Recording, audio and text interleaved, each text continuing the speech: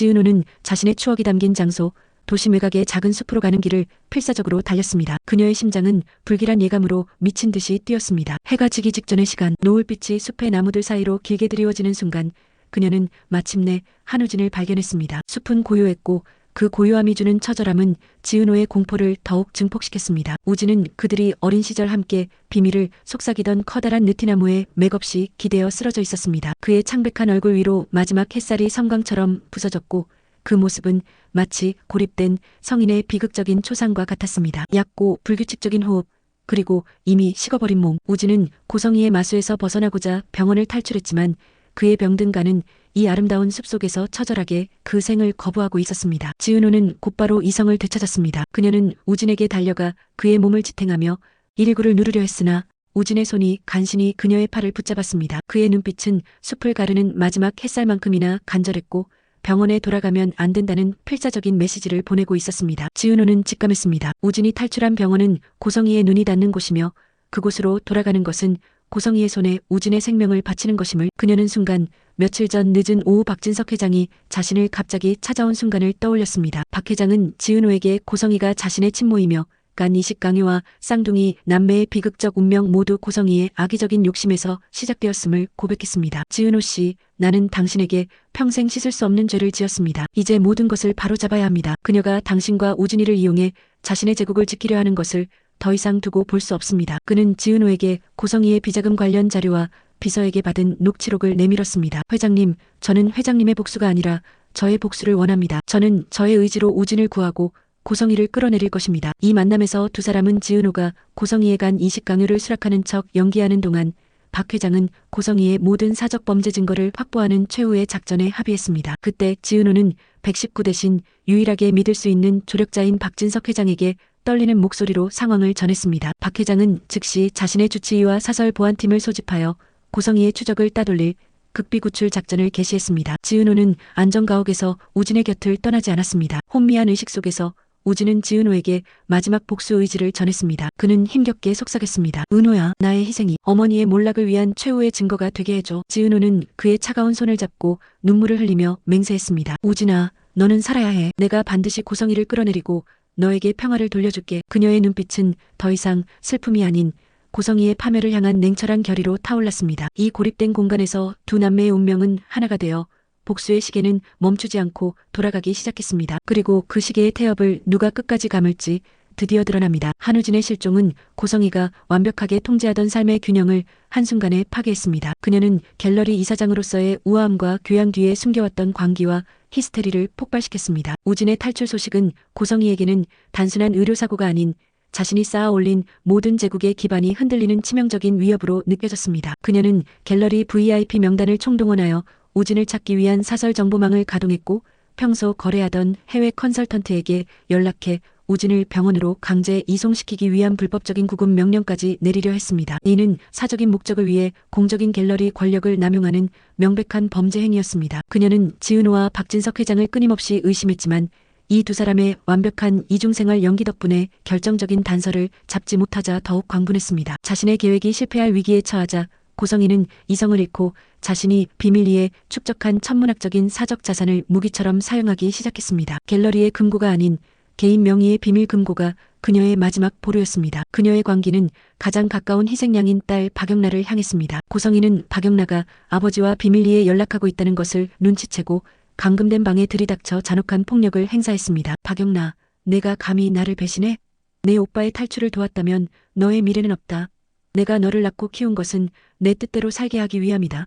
고성이는 딸을 협박하며 우진의 행방을 대라 소리쳤습니다. 이 폭력은 고성이의 사설 보안 요원들의 감시 아래에서 자행되었으며 박영란은 고통 속에서도 어머니의 최근 광적인 행동 패턴과 그녀가 숨긴 자산의 일부 단서를 아버지에게 은밀히 보고하며 복수를 위한 결정적인 정보를 흘려보냈습니다. 박영란은 어머니의 광기를 기록하는 것이 자신이 할 수 있는 최선의 저항임을 알았습니다. 고성이의 악행은 여기서 멈추지 않았습니다. 그녀는 지은호를 향한 마지막 압박수단으로 동생 지강호를 타깃으로 삼았습니다. 고성이는 지강호에게 과거 5억 원을 건넸던 것처럼 이번에는 그보다 훨씬 큰 현금 뭉치와 해외 부동산 문서를 보여주며 지은호의 설득을 촉구했습니다. 그녀는 지강호의 눈앞에서 금괴 한 덩이를 꺼내 보이며 유혹했습니다. 내 누나를 설득해. 이 돈은 내가 평생 만져볼 수 없는 돈이다. 지은호가 우진의 행방을 밝힌다면 이 모든 자산은 너의 것이다.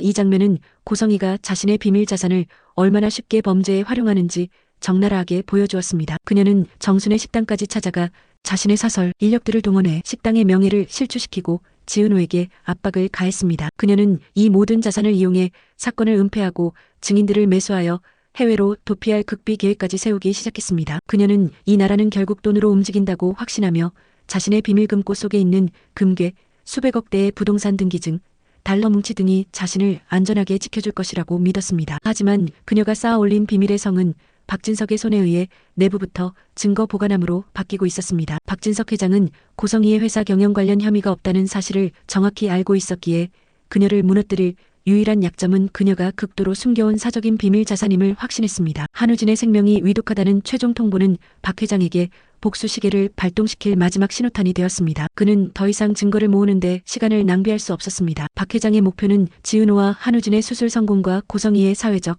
법적, 영구적 매장이었습니다. 박 회장은 지은호에게 우진에 간 이식 수술을 고성희의 감시망이 닿지 않는 극비의 장소에서 초특급 보안하에 진행할 것을 지시했습니다. 동시에 그는 자신의 모든 변호사와 탐정팀을 동원하여 고성희의 갤러리 자금 흐름과 개인 명의 자산에 대한 전방위적인 조사를 진행하고 있습니다. 특히 고성희가 갤러리 거래를 통해 차명으로 축적한 해외 자금의 흐름을 역추적하는 데 모든 역량을 집중했습니다. 그는 고성희의 불법 행위가 단순 횡령 수준이 아닌 국가적 규모의 조세 포탈과 관련되어 있음을 밝혀내고자 했습니다. 가장 먼저 박 회장은 아들 박성재에게 상황을 설명했습니다. 박성재는 어머니가 비밀 금고를 통해 수많은 불법적인 자산을 축적하고 이를 이용해 죄 없는 사람들을 협박해왔다는 사실에 환멸을 느꼈습니다. 박성재는 어머니의 비서진으로부터 확보한 갤러리 자금의 불투명한 해외 거래 기록과 비밀 금고의 위치를 알 수 있는 결정적인 단서를 아버지에게 넘겨주고 있습니다. 이 단서들은 고성희가 박 회장 몰래 축적한 수백억대 자산의 규모와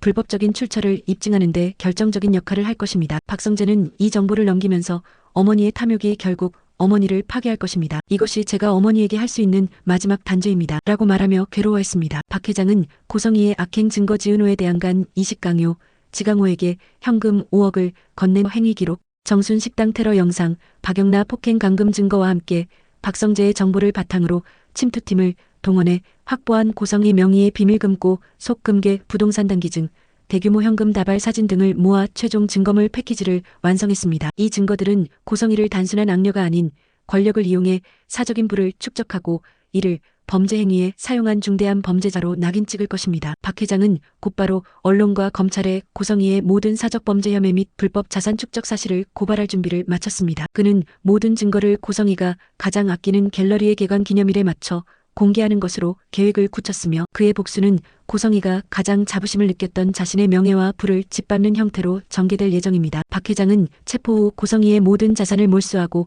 피해자들에게 보상하며 지은호와 한우진의 안정적인 삶을 보장할 법적 장치까지 완벽하게 마련했습니다. 고성희의 관기가 최고조에 달한 지금 이 치밀한 단죄의 결말과 그 후에 이어질 평화의 기록을 놓치지 않으려면 지금 바로 구독과 좋아요로 저희를 응원해주세요. 지은호와 한우진의 비밀 수술 날이 밝았습니다. 고성희의 추적을 피하기 위해 극도로 은밀하게 진행되는 이 수술은 두 남매의 생명뿐 아니라 고성희의 파멸을 결정짓는 운명의 갈림길이었습니다. 수술 직전 지은호는 자신의 곁을 그림자처럼 지키던 이지혁을 만났습니다. 이지혁은 밤새 한숨도 자지 못하고 지은호의 안전을 걱정했습니다. 그의 얼굴에는 오랜 걱정과 불안, 그리고 지은호를 향한 숭고한 책임감이 역력했습니다. 이지혁은 자신이 우진에게 간을 공유할 수 있는 최적의 인물임을 재차 확인받았기에 지은호에게 마지막으로 간절한 호소를 했습니다. 은호야, 제발 내가 수술대에 오르는 것을 멈춰줘. 나는 너를 잃을 수 없어. 너는 내게 세상의 전부야. 우진의 생명은 내가 지킬게. 너는 안전하게 내 옆에 있어줘. 이지혁의 눈에는 지은호를 향한 숭고한 사랑과 그녀가 감당해야 할 위험에 대한 애끓는 걱정이 가득했습니다. 그는 지은호가 고성희의 악행 때문에 생명을 걸어야 한다는 현실을 도저히 받아들일 수 없었습니다. 그는 지은호의 손을 붙잡고 떨리는 목소리로 내가 너 대신 그 모든 고통을 감수할게. 너는 그럴 필요가 없어. 라고 간절히 매달렸습니다. 지은호는 이지혁의 헌신에 눈물을 흘렸습니다. 그녀는 이지혁이 자신에게 베푸는 사랑이 얼마나 크고 순수한지 알았지만 이미 자신의 운명을 스스로 결정했습니다. 그녀는 이지혁에게 박진석 회장이 준비한 복수 계획의 전모를 간단히 설명했습니다. 선배, 고마워요. 하지만 우진이는 저의 쌍둥이 오빠예요. 그리고 이 수술은 단순히 우진을 살리는 행위를 넘어 고성희에게서 저의 삶을 되찾는 의식입니다. 제가 간 이식을 거부하고 도망치면 고성희의 악행은 영원히 끝나지 않을 것입니다. 저는 이제 희생자가 아니라 고성희의 시대를 끝내는 마지막 열쇠가 될 거예요. 저의 의지로 이 모든 것을 끝낼 거예요. 지은호는 자신의 결심을 굳건하게 밝혔습니다. 저는 더 이상 고성희의 피해자로 남지 않을 것입니다. 저의 의지로 우진을 살리고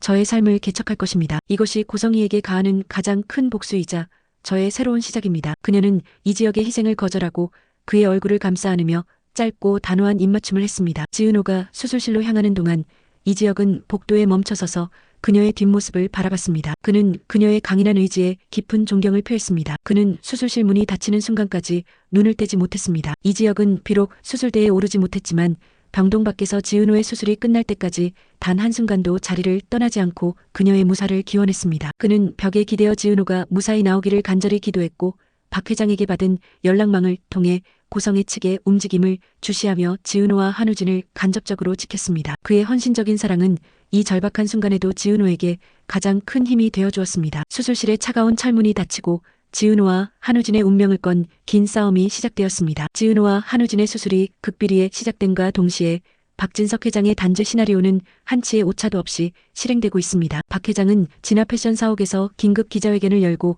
고성희의 모든 사적 범죄 혐의 및 불법 자산 축적 사실을 공개적으로 폭로했습니다. 대형 스크린에는 고성희가 간 이식을 강요하는 녹취록과 비밀 금고에서 발견된 수백억 대 자산의 사진이 생생하게 재생되었습니다. 박 회장의 목소리는 단호했고 그의 증거 제시는 고성희에게는 회복 불가능한 사회적 사형 선고와 같았습니다. 이 폭로 직후 검찰 수사관들이 고성희의 갤러리 사무실과 개인 금고가 숨겨진 비밀 장소를 급습하는 압수수색을 시작했습니다. 검찰 차량들이 갤러리 입구를 봉쇄하고 수사관들이 들이닥치는 모습은 온 국민에게 충격을 주었습니다. 고성희는 자신의 모든 것이 무너지고 있다는 소식에 광란에 빠졌습니다. 그녀는 모든 것이 지은호와 박진석의 합작임을 깨닫고 복수심에 불타 자신의 모든 것을 건 최후의 발악을 감행했습니다. 그녀는 이제 법적 처벌이나 명예 따위는 안중에도 없었고 오직 복수만이 그녀를 지탱하는 유일한 관계였습니다. 그녀의 목표는 단 하나, 수술 중인 지은호를 막고 우진을 되찾아 자신의 목적을 달성하는 것입니다. 고성희는 지은호가 수술받는 비밀 병실의 위치를 알아내고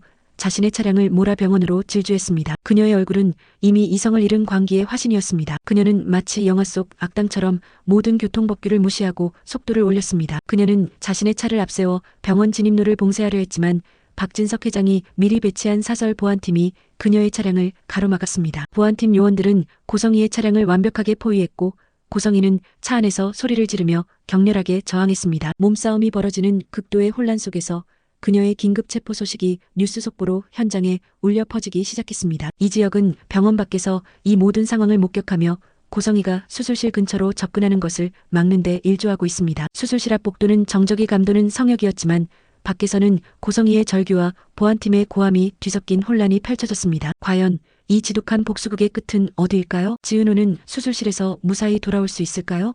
그리고 광기에 사로잡힌 고성희는 이대로 체포될까요? 아니면 마지막 발악을 성공시킬까요? 지은호는 자신의 간을 바쳤고 박진석 회장은 고성희의 모든 자산을 바닥까지 터뜨릴 준비를 마쳤습니다. 여러분의 생각은 어떠십니까? 간을 바친 사람, 진실을 터뜨린 사람, 과연 누가 고성희에게 더 잔인한 파멸을 선사했을까요? 만약 여러분이라면 고성희를 체포한 이후에 자산 몰수 마이너스 피해자, 보상 마이너스 사회적 매장 중 어떤 순서로 무너뜨리고 싶으신가요? 여러분의 가장 냉정한 심판을 댓글로 남겨주세요.